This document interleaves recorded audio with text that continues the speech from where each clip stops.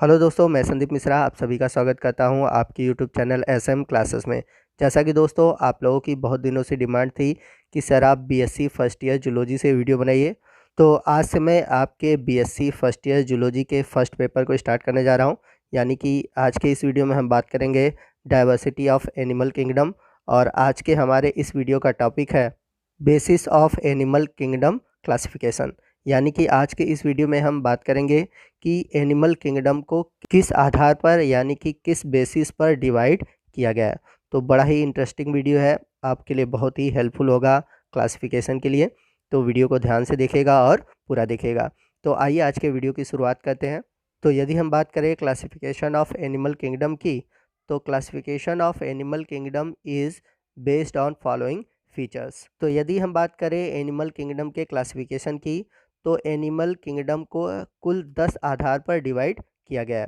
तो आप टेबल देख सकते हैं। तो फर्स्ट बेसिस है मोबिलिटी ऑफ एनिमल्स, सेकंड है habitat of the animals, third है लेवल ऑफ ऑर्गेनाइजेशन, फोर्थ है सिमेट्री, फिफ्थ है diploblastic and triploblastic organisation, six है द बॉडी कैविटी और सिलोम, सेवेंथ है सेगमेंटेशन, एट है body support and protection, ninth है notochord और टेंथ है मोड ऑफ रिप्रोडक्शन। तो वीडियो में आगे बढ़ने से पहले आइए हम स्लाइड के थ्रू समझते हैं कि किस आधार पर एनिमल किंगडम को डिवाइड किया गया है।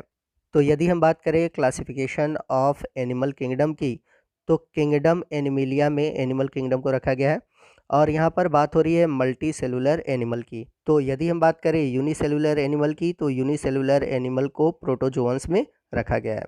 अब यदि बात करें हम मल्टी सेलुलर एनिमल की, तो इन्हें दो पार्ट में डिवाइड किया गया है। यानी कि लेवल ऑफ ऑर्गेनाइजेशन पर इन्हें दो कैटेगरी में डिवाइड किया गया है। फर्स्ट है सेलुलर लेवल और सेकंड है टिश्यू लेवल, या फिर हम कह सकते हैं ऑर्गेन सिस्टम के आधार पर। तो इस आधार पर कैसे डिवाइड किया गया है आगे मैं आपको वीडियो में बताऊंगा। फिर उसके बाद एनिमल किंगडम को डिवाइड किया गया है on the basis of symmetry, radial and bilateral. यहाँ पे मैं आपको बता दूं कि जो सेलुलर लेवल पर एनिमल को डिवाइड किया गया है उसके अंतर्गत हम सिर्फ पढ़ेंगे फाइलम पोरीफेरा। यानी कि जो पोरीफेरा है इनमें टिश्यू ऑर्गेनाइजेशन नहीं पाया जाता है, यानी इनकी जो बॉडी होती है ना तो इनमें ऑर्गन पाए जाते हैं, ना ही टिश्यू पाए जाते हैं। वही बात करें हम सिमेट्री के अकॉर्डिंग, तो सिमेट्री के अकॉर्डिंग अगर हम बात करें रेडियल सिमेट्री की, तो रेडियल सिमेट्री में हमें जो फाइलम देखने को मिलेंगे वो मिलेंगे सिलेंट्रेटा, जिसे हम निडेरिया के नाम से भी जानते हैं, और दूसरा है टिनोफोरा। वहीं बात करें हम बाइलेटरल सिमेट्री की, तो इन्हें बॉडी कैविटी या फिर हम कह सकते हैं सीलोम के आधार पर एनिमल किंगडम को थ्री पार्ट में डिवाइड किया गया है। फर्स्ट है एसिलोमेट, यानी कि विदाउट बॉडी कैविटी, जिसमें कि हम पढ़ेंगे प्लेटीहेल्मिन्थीज। सेकंड है विथ फॉल्स सिलोम, यानी कि सीडोसिलोमेट, जिसके अंतर्गत हम पढ़ेंगे एस्केल्मेंथीज। और थर्ड है सिलोमेट, यानी कि विथ ट्रू सिलोम, जिसके अंतर्गत Annelida, arthropoda, Mollusca, Echinodermata, Hemichordata और कार्डेटा आते हैं। तो यहाँ पर मैं आपको एक एक्सेप्शन बता देता हूँ कि जो इकाइनोडर्मेट्स होते हैं ये रेडियल और बाइलेटरल सिमेट्री दोनों में पाए जाते हैं। ये डिपेंड करता है इनके स्टेज के अकॉर्डिंग। तो कैसे दोनों स्टेज में पाए जाते हैं, तो जब आगे मैं आपको इकाइनोडर्मेटा पढ़ाऊँगा तो वहाँ पर इस बात को डिस्कस करेंगे। तो एनिमल किंगडम के क्लासिफिकेशन का ये सबसे सिंपलेस्ट चार्ट है जिसको आप आसानी से समझ सकते हैं।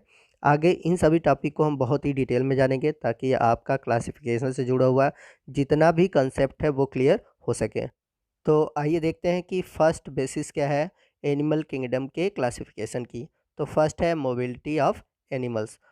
जैसा कि हम सभी जानते हैं most of the animals have the power of locomotion. तो जो मैक्सिमम एनिमल है उनमें लोकोमोशन यानी कि गति की क्षमता होती है। The animals which can move are known as free living, and the animals that are fix and unable to move are term as sedentary. तो ऐसे एनिमल जो मूव कर सकते हैं, चल सकते हैं, उन्हें हम बोलते हैं फ्री लिविंग एनिमल्स। और ऐसे एनिमल जिनमें कि मूव करने की क्षमता नहीं होती, यानी कि वो चलने में असमर्थ होते हैं, उन्हें हम बोलते हैं सेडेंटरी। तो जैसा कि आप जब पोरीफेरा पढ़ेंगे तो पोरीफेरा में आपको मैक्सिमम एनिमल्स सेडेंटरी मिलेंगे।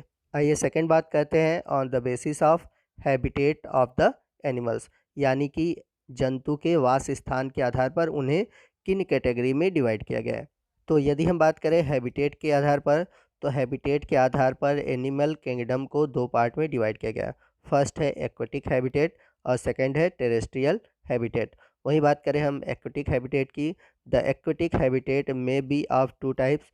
फर्स्ट है मैराइन हैबिटेट एंड सेकंड है फ्रेश वाटर हैबिटेट। तो मैराइन हैबिटेट आप सभी जानते हैं, the marine animals have to adopt themselves to deal with higher concentration of salt. तो मैराइन हैबिटेट में पाए जाने वाले एनिमल वे एनिमल होते हैं जो कि ऐसे वाटर में रहते हैं जहाँ पर साल्ट का कंसंट्रेशन अधिक होता है, यानी कि हम एक तरह से कहते हैं सी वाटर। वहीं बात करें हम फ्रेश वाटर हैबिटेट की, the water of the river, pond, lakes, beaches constitute the freshwater habitat. The animal living in this habitat are known as freshwater animals. तो यहाँ पर मैं आपको एक बात क्लियर कर दूँ कि फ्रेश वाटर एनिमल्स का मतलब ये नहीं है कि ये ऐसे एनिमल होते हैं जो ताज़े पानी में पाए जाते हैं। फ्रेश वाटर का मतलब यहाँ पर इस सेंस से है कि इनका पानी खारा न हो, यानी कि साल्टी न हो, जैसे कि पॉन्ड, लेक, रिवर, ये सभी फ्रेश वाटर के अंतर्गत आते हैं। तो फ्रेश वाटर हैबिटेट में पाए जाने वाले एनिमल को हम फ्रेश वाटर एनिमल कहते हैं। वहीं बात करें हम टेरेस्ट्रियल हैबिटेट की, the animal that live on land are known as terrestrial. तो ऐसे एनिमल जो कि ज़मीन पर पाए जाते हैं या ज़मीन पर रहते हैं उन्हें हम टेरेस्ट्रियल एनिमल कहते हैं। Some animal live in burrow and so they are called sub terrestrial.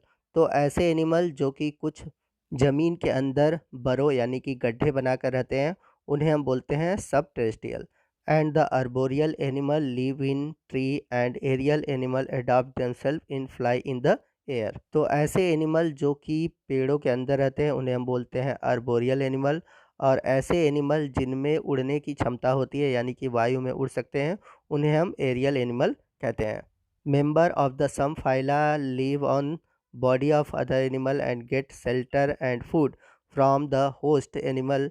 These animal are known as parasite. तो कुछ संघ के जंतु ऐसे होते हैं जो कि दूसरे जंतुओं के शरीर पर रहते हैं भोजन के लिए, वासस्थान के लिए, यानी कि होस्ट से भोजन प्राप्त करते हैं। ऐसे एनिमल को हम बोलते हैं parasite animal. Parasites that's live outside the body of the host is known as ectoparasite and those live inside the body of the host is called इंडोपैरासाइट।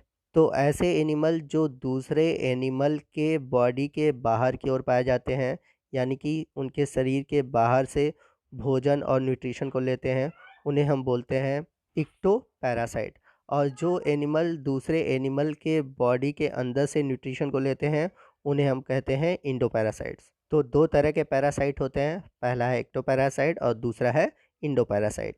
आइए नेक्स्ट हम बात करते हैं लेवल ऑफ ऑर्गेनाइजेशन के आधार पर एनिमल किंगडम का classification. तो ये पॉइंट इंपॉर्टेंट है, ध्यान से समझिएगा। All member of Animalia exhibit different pattern of organisation of cell. For example in sponge the cells are arrange as loose cell aggregates, that is they exhibit cellular level of organisation. तो यदि हम बात करें level of organisation की, तो sponge की बात करें तो स्पॉन्ज में सेल होते हैं, यानी कि स्पॉन्ज भी मल्टी सेलुलर है, बट इनके जो सेल होते हैं वो कम्पैक्ट अरेंज नहीं होते हैं, यानी कि इनके जो सेल होते हैं लूजली अरेंज होते हैं। इसलिए इनमें जो लेवल ऑफ ऑर्गेनाइजेशन होता है वो सेलुलर लेवल ऑफ ऑर्गेनाइजेशन पाया जाता है। तो इम्पॉर्टेंट है, याद रखिएगा, एग्ज़ाम में क्वेश्चन पूछे जाते हैं कि किस फाइलम में सेलुलर लेवल ऑफ ऑर्गेनाइजेशन पाया जाता है, तो आपका आंसर होगा स्पॉन्ज। और सेलुलर लेवल ऑफ ऑर्गेनाइजेशन का मतलब क्या होता है? इसका मतलब ये हुआ कि इनकी जो बॉडी होती है मल्टी सेलुलर तो है, बट इनके जो सेल होते हैं वो पैक्ड नहीं होते, लूजली अरेंज होते हैं, यानी कि लूजली एग्रीगेट होते हैं। वही बात करें in coelenterate, the arrangement of cell is more complex, that is they exhibit tissue level of organisation. तो सिलेंट्रेट में और भी कॉम्पैक्ट अरेंजमेंट पाया जाता है, यानी कि इनमें जो सेल होते हैं वेल अरेंज होते हैं और फॉर्मेशन करते हैं टिश्यू का, इसलिए इसे हम बोलते हैं tissue level of organisation. In platyhelminthes and other higher phyla, tissue are grouped together to form a organ exhibit organ level of organisation.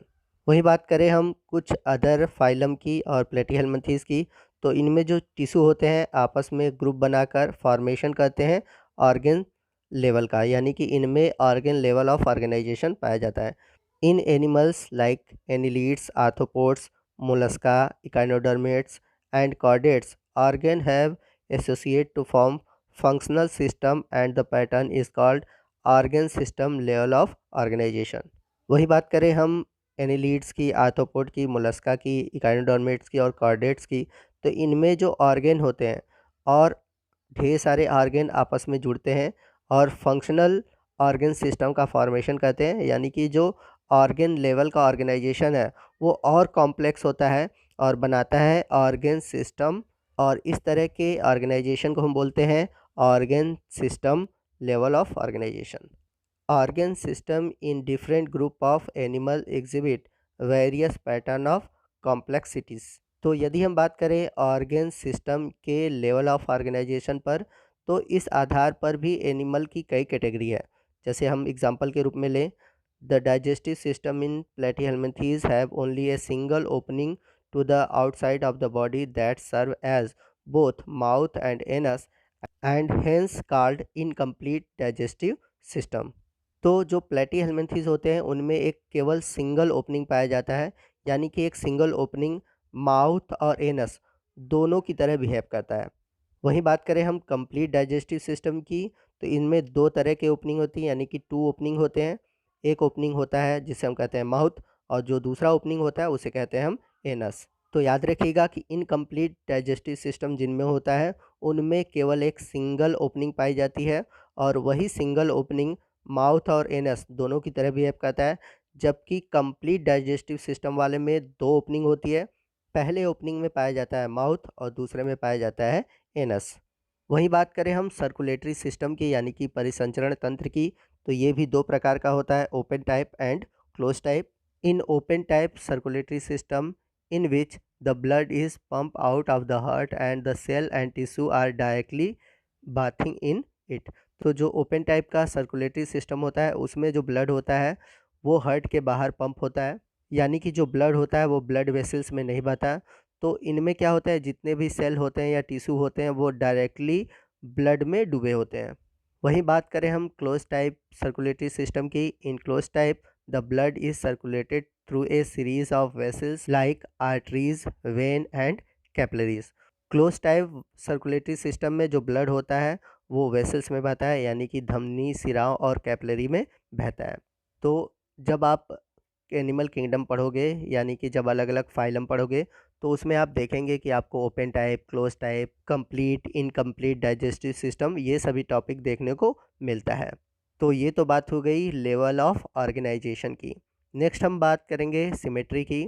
तो दोस्तों आज के पार्ट में बस इतना ही, मिलते हैं हम अगले पार्ट में, यानी कि इस टॉपिक से रिलेटेड हम दूसरे पार्ट में मिलेंगे, जिसमें कि मोस्ट इम्पॉर्टेंट टॉपिक आएंगे जो कि बहुत ही इम्पॉर्टेंट है। तो अगले पार्ट को देखना मत भूलिएगा, क्योंकि ये टॉपिक इतना बड़ा है कि मैं एक वीडियो में कंप्लीट नहीं कर पाऊँगा। तो नेक्स्ट पार्ट में हम बाकी सभी पॉइंट को डिस्कस करेंगे। तो आपको आज का वीडियो कैसा लगा आप हमें कमेंट करके ज़रूर बताइएगा। वीडियो अच्छा लगा हो तो वीडियो को लाइक और शेयर करना मत भूलिएगा। यदि आप हमारे चैनल पर नए हैं और अभी तक आपने हमारे चैनल को सब्सक्राइब नहीं किया है तो प्लीज़ हमारे चैनल को सब्सक्राइब कर लीजिए और बगल में जो बेल आइकन है उसे प्रेस करना मत भूलिएगा, ताकि जब भी मैं इस तरह के वीडियो अपलोड करूँ उसका नोटिफिकेशन आपको मिलता रहे। तो मिलते हैं अगले वीडियो में अगले टॉपिक के साथ। तब तक के लिए जय हिंद, जय भारत।